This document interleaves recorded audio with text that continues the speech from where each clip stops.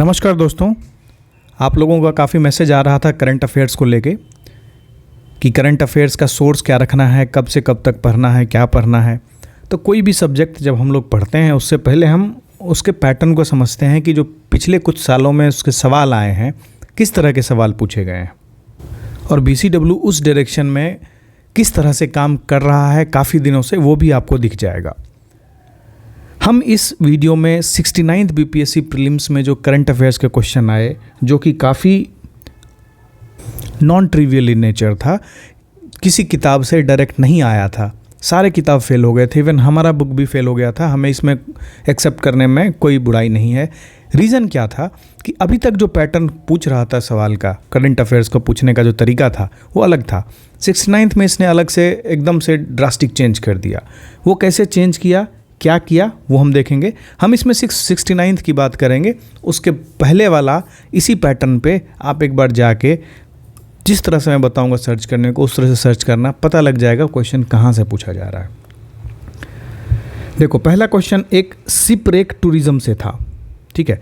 तो उस समय जून जुलाई के टाइम पे एक अंडर वाटर सबमरीन इम्प्लोड हुआ था, उसका नाम था टाइटन। कहाँ जा रहा था वो? टाइटैनिक के रेक को देखने जा रहा था।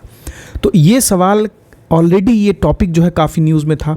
इससे दो क्वेश्चन पूछे हैं BPSC ने। पहला तो कौन सा व्हीकल इम्प्लोड हुआ, उसका नाम क्या था, और उससे पहले ये सवाल पूछा कि शिपरेक टूरिज़्म क्या है, इंडिया में शिपरेक टूरिज़्म कहाँ होता है। तो शिपरेक टूरिज़्म क्या होता है? वो टाइटैनिक से रिलेटेड है कि पुराना जहाज़ जो टूट गया वहाँ जाके विज़िट करना शिपरेक टूरिज़्म है। तो इंडिया में वो शिपरेक टूरिज़्म कहाँ होता है? तो ये डाउन टू अर्थ में कवर्ड था। ये देखो 22 जून 2023 का न्यूज़ है। इस टाइम पे मोस्ट न्यूज़पेपर्स में आ रहा था टाइटन वाला जो इशू था। तो अगर हम उस करंट अफेयर्स को थोड़ा सा गूगल और कर लेते, उसके बैकग्राउंड में स्टडी कर लेते, तो यहाँ से पूछ देता। वैसे डाउन टू अर्थ में डायरेक्ट इन्होंने कवर किया है कि इंडिया में शिपरेक टूरिज़्म जो है कहाँ होता है। Basically Andaman Nicobar islands, Goa, Visakhapatnam, Lakshadweep.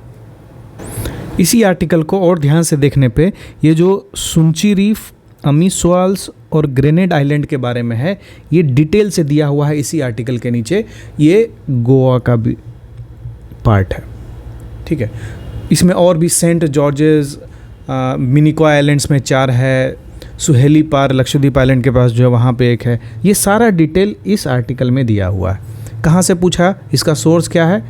इसका source Down To Earth magazine है, और भी बाकी जगह भी मिल जाएगा। प्राइमरी सोर्स मुझे ये दिखा, मैंने इसको डाला है इस पर।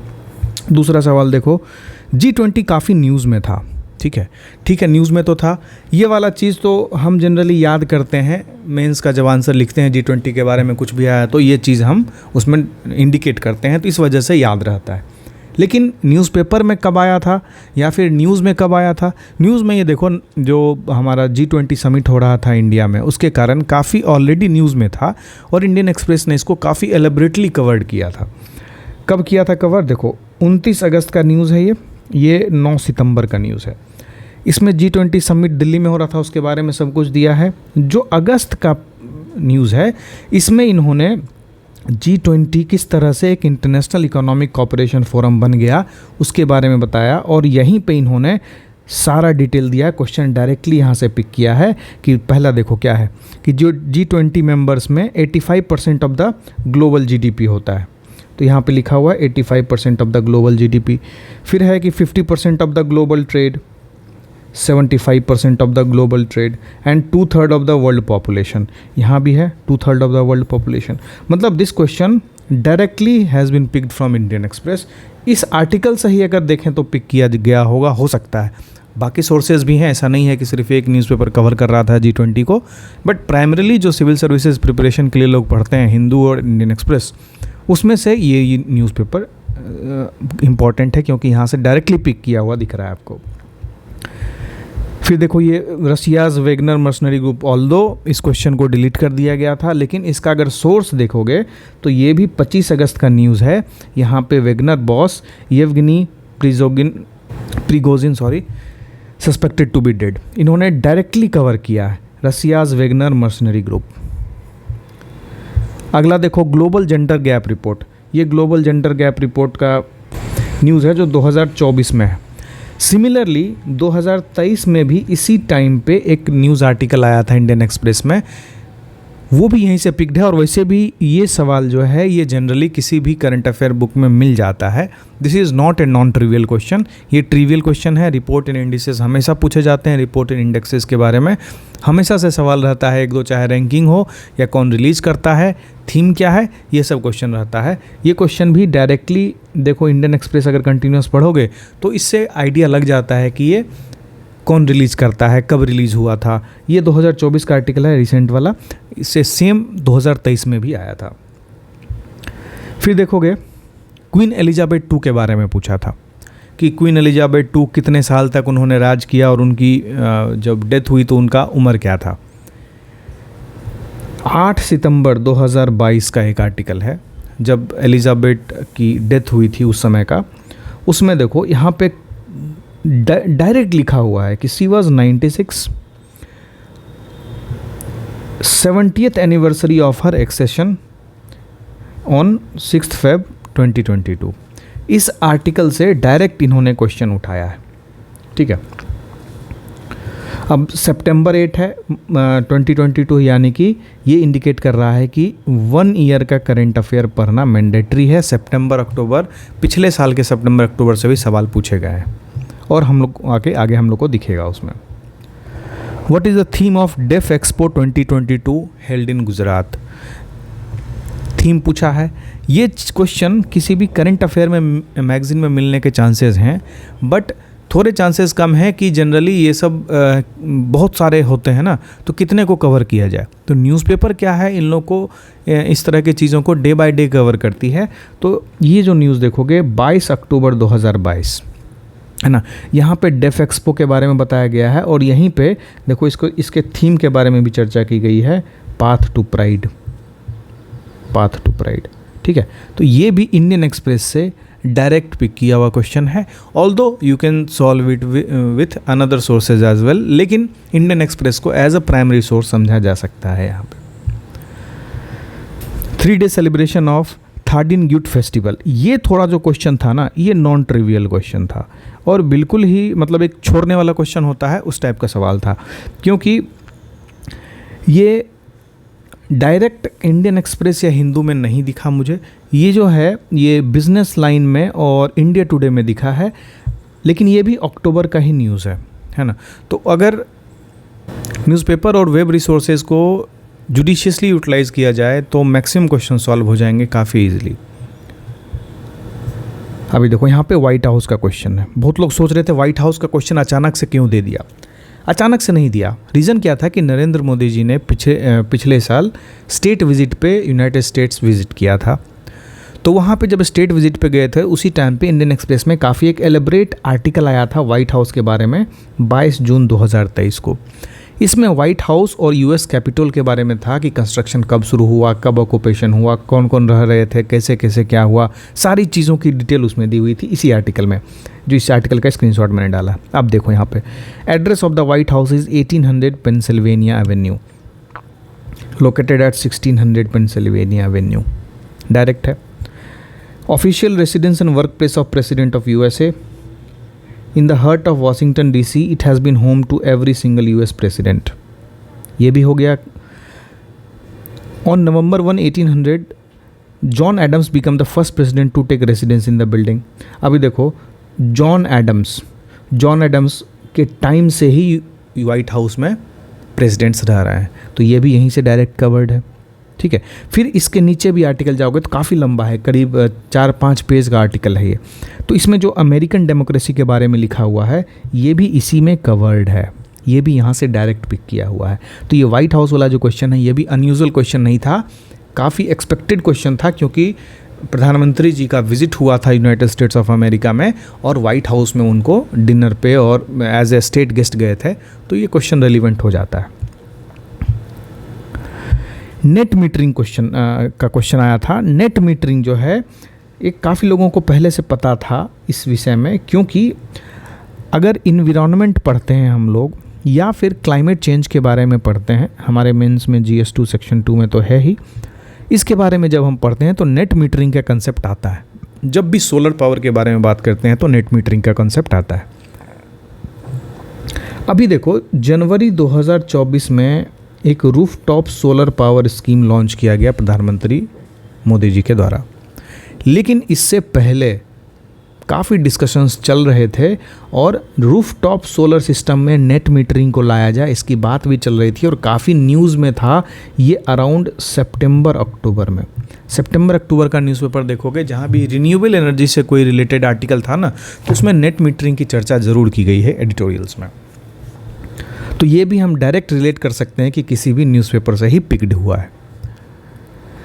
और ये थोड़ा सा ट्रिवियल क्वेश्चन था, क्योंकि इस तरह का टॉपिक जो है ये हम लोग जनरली पढ़ते हैं जब हम इन्वायरमेंट रिलेटेड अपना आंसर प्रिपेयर कर रहे होते हैं, तो हम न्यूज़पेपर आर्टिकल्स पढ़ते हैं या कोई जर्नल पढ़ते हैं या कोई रिसर्च पेपर पढ़ते हैं, तो उससे हमको ये आइडिया मिलता रहता है, ये सब चीज़ छोटा छोटा टर्म्स।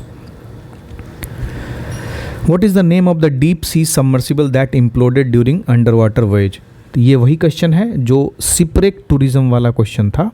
ये क्वेश्चन और वो क्वेश्चन सेम थीम पे है, सेम टॉपिक से है, क्योंकि जो टाइटैनिक जाने वाला एक सबमर्सिबल था वो इम्प्लोड हो गया था, है ना। तो उसमें बहुत सीईओ वगैरह था 2-3 कंपनी का, वो सब डेड हो गया और बहुत सारा इवेंट हुआ था, तो काफ़ी न्यूज़ में रहा था ये। उसका नाम पूछा है, ये नाम था टाइटन, ठीक है। अब देखो न्यूज़ में कब आया था, ये डायरेक्ट न्यूज़ में कवर्ड था 28 जून के न्यूज़ में कि debris from implosion of Titanic bound submersible return to land. अब इस न्यूज़ आर्टिकल के अंदर अगर जाओगे तो तुमको इसका और भी डिटेल मिल जाएगा कि उस जो सबमर्सिबल था उसका नाम क्या था, जो इम्प्लोड किया उसका नाम क्या था, उसका नाम टाइटन था। वैसे भी जब इसको हम गूगल करेंगे टाइटन के बारे में तो देखो 23 जून 28 जून कम्प्लीटली कवर्ड है ये न्यूज़पेपर में। तो जून, लास्ट ऑफ जून का जो है ना, लास्ट ऑफ जून और फर्स्ट वीक ऑफ जुलाई में ये काफ़ी एलेबरेटली कवर्ड था। ये टॉपिक काफ़ी ऊपर से पूछा है। जितना भी न्यूज़पेपर देखोगे ना, सब में जनरली सतही चीज़ों को पूछा जाता है, ज़्यादा डिटेल में नहीं। फर्स्ट 1, 2, 3, 4 पैराग्राफ से ही क्वेश्चन रहता है। हाँ, कह सकते हैं कि 2-4% अंदर से रहता है, लेकिन उसके लिए उतना वरी नहीं होना है। हमको मेजॉरिटी देखना है कि मेरा 80% ऑफ द सवाल 20% सोर्स से कैसे सॉल्व हो रहा है। तो ये वही सवाल है जो सिर्फ सतही ज्ञान से ही सॉल्व किया जा सकता था अगर न्यूज़पेपर से कंटिन्यूस टच रहता तो। फिर देखो ये क्वेश्चन थोड़ा सा नॉन ट्रिवियल था, थोड़ा सा दिमाग लगाने वाला था कि हम लोग बैरेट की बात करते हैं, हम लोग पीस कीपिंग फोर्सेस की बात करते हैं, तो हम लोग जनरली ब्लू बैरेट की बात करते हैं, ब्लू बैरेट, है ना। तो बैरेट जो होता है एक तरह का कैप होता है। एक न्यूज़ आर्टिकल जून 11 का है, उसमें देखो wearing of berets, army versus police file battle on wearing of berets. तो बैरेट्स यहाँ से निकल सकता था कि बैरेट्स का मतलब क्या होता है। जब बैरेट्स का मतलब पता लग जाता तो ये जो है एक तरह का हैट है। फिर हम लोग एविएटर्स के बारे में समझ सकते हैं कि जो चश्मा है उसको, जो प्रीमियम ग्लासेस, सन ग्लासेस, उसको एविएटर्स बोलेंगे। तो एविएटर्स भी एक तरह का सन ग्लास है। फिर एक आर्टिकल ब्रोग्योज से रिलेटेड है, ये फॉर्मल शूज़ है मेन के लिए, ये भी न्यूज़ में था।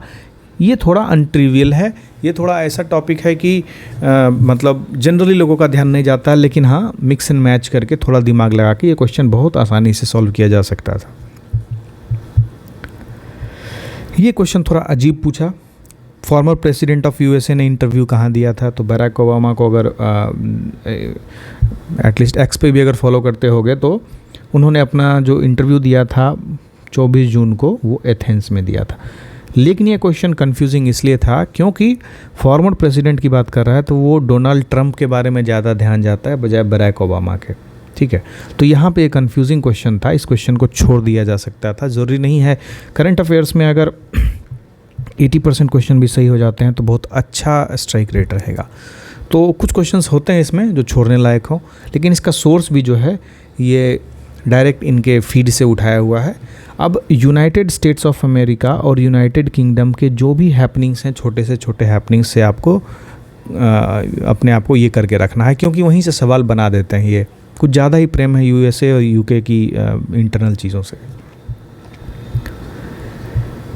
अब देखो ये बहुत अच्छा क्वेश्चन था और थोड़ा डीप में था। जिनको स्पोर्ट्स में इंटरेस्ट है, टेनिस वगैरह में इंटरेस्ट है, उनके लिए बहुत इजी सवाल था। क्योंकि जब भी हम कुछ कुछ टर्म्स का नाम लेते हैं तो वो किसी पर्टिकुलर जो टूर्नामेंट है उससे रिलेटेड है। जैसे अभी देखो, अगर तुम बोलते हो हाँ Rowland Garros stadium in Paris, तो रोलैंड गैरोस स्टेडियम पेरिस का जो है उसमें फ्रेंच ओपन हुआ था, ठीक है। तो यहाँ पे रोलैंड गैरिस कहाँ है, यहाँ पे यूएस ओपन है, तो ये गलत हो गया।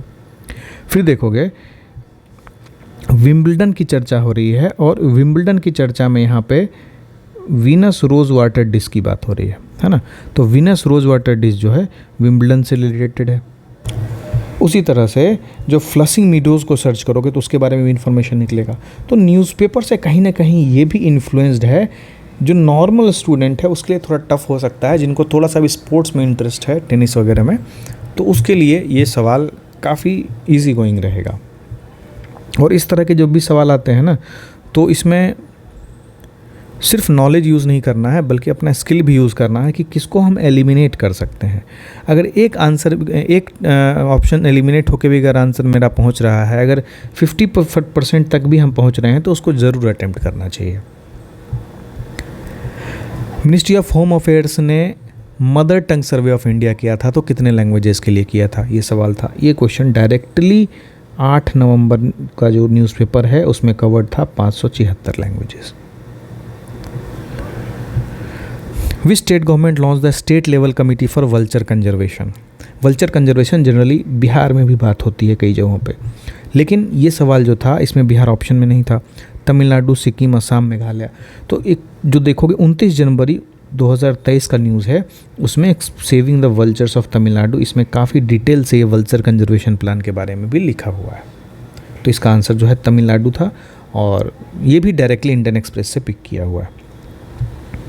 फिर ये देखो सवाल, ये थोड़ा सा जो यूपीएससी एस्पिरेंट है उनके लिए काफ़ी इजी था, क्योंकि इस तरह की चीज़ें हम लोग नई स्पीसीज़ के बारे में, नया प्लांट के बारे में कुछ मिला तो वो जनरली पूछते हैं, तो लोग एक कंपाइलेशन बना के उसको पढ़ के जाते हैं। लेकिन बीपीएससी में ये एक नया एक्सपेरिमेंट था, यहाँ पे लोग नहीं पढ़े होंगे ज़्यादा, लेकिन ये अगर देखें तो ये 20 दिसंबर के न्यूज़पेपर में कवर्ड था और इकोनॉमिक टाइम्स में भी कवर्ड था कि नागालैंड का जो नेशनल पार्क है, उस नेशनल पार्क का नाम है इंटाकी नेशनल पार्क, है ना। तो वहाँ पे ये हुआ था। Which country has recently reaffirmed Arunachal Pradesh as integral part of India. इस क्वेश्चन को एक तो लॉजिक से बनाया जा सकता था कि इन सारी कंट्रीज़ में देखो तो चाइना को पीछे करने के लिए कोई अगर इंडिया अरुणाचल प्रदेश को इंडिया का पार्ट रिफॉर्म करेगा, दैट मीन्स कि वो चाइना के अगेंस्ट जाएगा, क्योंकि चाइना अरुणाचल प्रदेश पे अपना अधिकार जमाता है। तो ऐसी कौन सी कंट्रीज़ हैं इन लिस्ट में जो ये काम कर सकती है। अब देखो, ऑस्ट्रेलिया, जर्मनी न्यूट्रल कंट्री है, इसको कोई मतलब क्या है इंडो पैसिफिक से। यूएस और रशिया एक्टिव हो सकता है, रशिया करेगा नहीं क्योंकि रशिया और चाइना कम्युनिस्ट रिजीम है और एक दूसरे के दोस्ती है। इस तरह से रशिया ओपनली चाइना के अगेंस्ट में इंडिया का सपोर्ट नहीं करेगा। हाँ, इंडिया का सपोर्ट करेगा इंटरनेशनल फोरम्स पे, लेकिन चाइना के अगेंस्ट में बायलैटरल रिलेशंस में कुछ नहीं बोलेगा। एक बचता है यूनाइटेड स्टेट्स ऑफ अमेरिका, जिसका बहुत ज़्यादा इंटरेस्ट है इंडो पैसिफिक में, और इस तरह की चीज़ों में CIA का ही हाथ होता है, यूनाइटेड स्टेट्स ऑफ अमेरिका का ही हाथ होता है। तो उसने ही ये रिअफर्म किया था अरुणाचल प्रदेश के बारे में।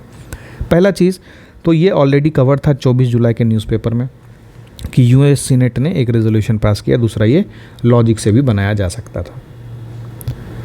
अब देखो ये क्वेश्चन, रुद्रांकस बाला साहब पाटिल ने 10 मीटर एयर राइफल कायरो में कौन सा मेडल जीता। तो इनके बारे में डायरेक्टली कवर्ड था 14 अक्टूबर 2022 के इंडियन एक्सप्रेस में। नेशनल एजुकेशन पॉलिसी 2020 के बारे में सवाल था कि वोकेशनल एजुकेशन को मेन स्ट्रीम एजुकेशन में कौन से ग्रेड से स्टार्ट किया गया।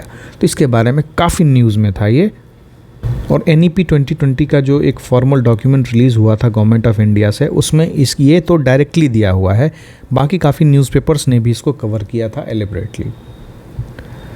अब पूछ रहा है एक्टा किसके साथ साइन हुआ था। अगर एक्टा की बात करते हो तो वो इंडिया ऑस्ट्रेलिया के बीच में हुआ था। ये क्वेश्चन जो था ये 68th में भी पूछा था PYQ में, ठीक है।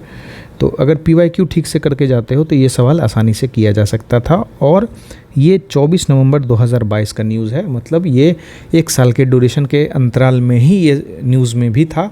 और फरवरी में हुआ था 68 शायद, हाँ फरवरी में ही हुआ था, फरवरी 2023 में। तो उस टाइम उसके लिए भी ये रिलेवेंट था, और 69 जब हुआ तो उसके लिए भी रिलेवेंट था। प्लेन लैंग्वेज एक्ट की बात कर रहा है कि प्लेन लैंग्वेज एक्ट ने कौन सी कंट्री ने पास किया है। तो रिसेंटली 20 अक्टूबर 2022 का न्यूज़ है, जिसमें न्यूजीलैंड ने प्लेन लैंग्वेज बिल पास किया है। अभी तक हम लोगों ने कौन से मंथ से देखा, सितंबर 2022 से पूछ चुका है, अक्टूबर 2022 से पूछ चुका है, दिसंबर 2022 से पूछ चुका है, फिर जून से पूछा है, अगस्त से पूछा है, और हाँ इतना तक ये 2023 से पूछा है। ये एक फॉसिल के बारे में है। ये थोड़ा नॉन ट्रिवियल क्वेश्चन था, और ये क्वेश्चन स्किप कर देने लायक था, क्योंकि अगर तुक्का मारते तो ठीक है, अदरवाइज़ इस तरह की जानकारी बहुत मुश्किल से ही मिलती है। और ये न्यूज़ आर्टिकल जो है कवर्ड था किसी एक न्यूज़पेपर में, बट इतना ज़्यादा न्यूज़ में नहीं था, बाकी मेन स्ट्रीम न्यूज़पेपर्स में कवर्ड नहीं था ये, तो इसको स्किप किया जा सकता था। Although Russian scientist discover world's oldest pollinators which are older than mosquitoes of Jurassic Park. ये किसी एक ब्रिटिश न्यूज़पेपर है, उसका ये स्क्रीनशॉट है। लिस्बन डिक्लेरेशन के बारे में, लिस्बन डिक्लेरेशन भी काफ़ी न्यूज़ में था। रीज़न ये था कि एक यूएन ओशन कॉन्फ्रेंस हुआ था लिस्बन में 27 से 1 जुलाई 2022 को, ठीक है। तो इसके लिए एक तो पीआईबी ने कुछ दिया था कि यूएन ओशन कॉन्फ्रेंस होने वाला है, और जब यूएन ओशन कॉन्फ्रेंस हो गया है ना, तब एक न्यूज़पेपर आर्टिकल आया था कि वहाँ पे लिस्बन डिक्लेरेशन साइन हुआ है। तो एक बार भी अगर न्यूज़पेपर पढ़ा हुआ होता कभी भी, या न्यूज़ आर्टिकल्स पे गो थ्रू हुआ रहता, तो ये क्वेश्चन आसानी से सॉल्व हो सकता था। ये भी एकदम सतही नॉलेज से सॉल्व होता है सवाल। अब यहाँ जीपीटी का फुल फॉर्म पूछ रहा है। ये सवाल टेक का भी हो सकता है, ये सवाल करंट अफेयर्स का भी हो सकता है। मैंने इसको इसलिए इंक्लूड किया क्योंकि चैट जीपीटी पिछले साल से काफ़ी न्यूज़ में था, और चैट जीपीटी को न्यूज़पेपर ने भी काफ़ी डिटेल से कवर किया था। देखो इंडियन एक्सप्रेस का ही आर्टिकल है कि चैट जीपीटी चैटबॉट है क्या, कैसे वायरल सेंसेशन बन गया।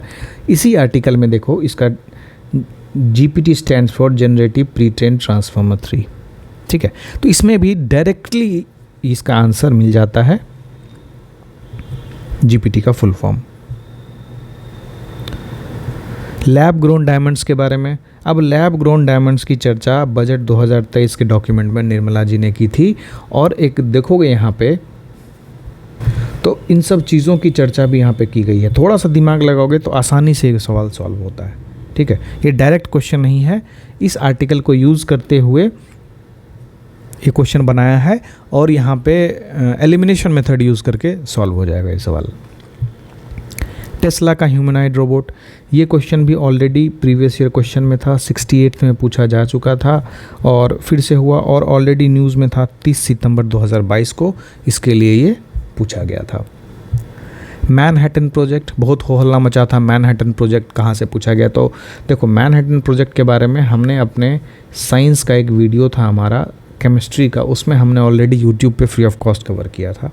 उसके बाद ये न्यूज़पेपर में कहाँ से रिलेट करता है, तो अगर देखोगे कि 21 जुलाई 2023 में ओपनहाइमर एक मूवी आई थी, उसमें दिया गया था कि किस तरह से फादर ऑफ एटॉमिक बम है, और वहीं पे मैनहट्टन प्रोजेक्ट की चर्चा हुई थी कि that was a top secret American effort in 1940s that resulted in world's first atomic bombs, है ना। तो ये मैनहट्टन प्रोजेक्ट की चर्चा भी उसी न्यूज़ पे, जब ये मूवी आई थी ओपनहाइमर, तभी ये चर्चा काफ़ी हुई थी। और थोड़ा सा भी एक दो रिव्यू भी अगर आपने पढ़ा होगा या थोड़ा सा जानकारी ली होगी तो मैनहट्टन की चर्चा उसमें हुई थी, क्योंकि वही बेसिस था फिर इसका। अब वैक्सीन पे 2-3 सवाल आए थे, मैंने सिर्फ एक सवाल पिक किया है। इस कोविड वैक्सीन वाला सवाल को भी देखोगे तो ये भी न्यूज़ में था, 25 सितंबर 2023 को एक आर्टिकल आया था। अब बोलोगे ये तो एग्ज़ाम के करीब है तो इसको छोड़ दो।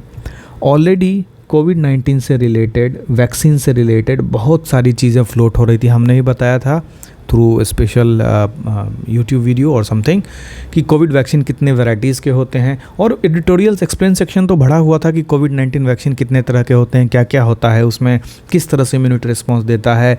3-4 तरह का जो है अपना कोवैक्सीन था, फिर एक नेसल वाला भी आया था, वो किस तरह से काम करता है। इन सब पे काफ़ी डिटेल्ड आर्टिकल आया था। ये सवाल भी न्यूज़पेपर से डायरेक्ट किया जा सकता था अगर एटलीस्ट 6 महीना पहले का भी न्यूज़पेपर ठीक से किया हुआ होता तो। ठीक है, तो हमने क्या देखा, हमने इतना जो करीब 29 क्वेश्चन को हमने देखा, तो इससे हमको यही चीज़ पता लगता है कि you have to be thorough with the newspapers, क्योंकि newspaper is the ultimate source जहाँ से अब क्वेश्चन पिक किए जा रहे हैं। अब तुम एक चीज़ रिलेट करोगे, हमारा इनिशिएटिव न्यूज़पेपर वाला जो है वो फेब से स्टार्ट हो चुका है, क्योंकि हमने जैसे ही मेंस ख़त्म हुआ हमने चीज़ों को एनालाइज़ किया और रिस्ट्रक्चर करने की कोशिश की, और ये मिला कि newspaper is a must for BPSC aspirant now, and so we start that newspaper series. तुम लोग तो देखते हो नहीं, ठीक है, बट वी विल कंटिन्यू। अब उसमें क्या होगा कि तुम्हारा 70-80% तुम्हारा जो है ना करंट अफेयर्स तभी कवर होता रहेगा डेली बेसिस पे। जब बाद में कोई मैगज़ीन आती है, और हमारा मैगज़ीन भी देखो, पिछले साल का जो मैगज़ीन था हमने किस पैटर्न पे बनाया था कि जिस तरह से वो 68 और जिस तरह से 67 में उन्होंने सवाल पूछे थे, उस पैटर्न पे हमने पिछला अपना मैगज़ीन बनाया था। तो वो नहीं जमा, क्योंकि उसने सारे क्वेश्चन 69 में देखो सारे क्वेश्चन न्यूज़पेपर से पिक किए हुए हैं, करंट इवेंट से पिक किए हुए हैं। अब जो हमने अपना मैगज़ीन डिज़ाइन किया है वो कम्प्लीटली न्यूज़पेपर बेस्ड है।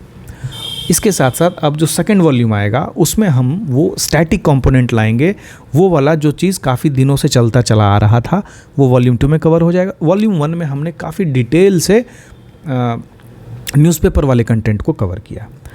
तो हमारा तरीका जो है वो बीपीएससी के चेंजिंग पैटर्न को, इवॉल्विंग पैटर्न को हमेशा से टच करता है। अब मार्केट में जितने किताबें मिलती है तुमको, वही किताब वो दरोगा में भी चलाते हैं, वही किताब टीआरई में भी चलाएंगे, वही किताब बीपीएससी में भी चलाएंगे, और आजकल तो यूपी पीसीएस में वही देने लगे हैं। तो ये पॉसिबल नहीं होता है।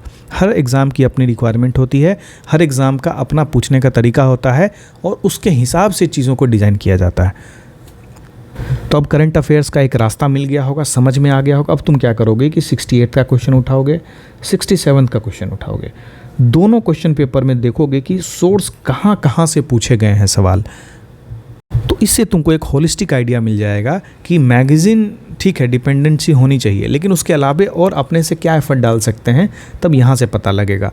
पॉलिटी और इकोनॉमी और हिस्ट्री और ज्योग्राफी में इतना सब्जेक्ट हम लोग समय डालते हैं 15-20 नंबर के लिए, और करंट अफेयर 28-30 नंबर का सवाल आता है, तो थोड़ा एफर्ट तो डाल ही सकते हैं, सिर्फ एक मैगज़ीन पे तो डिपेंडेंट नहीं रहेंगे। ठीक है, तो hope this analysis helps you. और भी आगे बहुत सारे सब्जेक्ट्स के इंडिविजुअल एनालिसिस भी हम लोग लाएंगे कि किस तरह से पैटर्न इवॉल्व हो रहा है।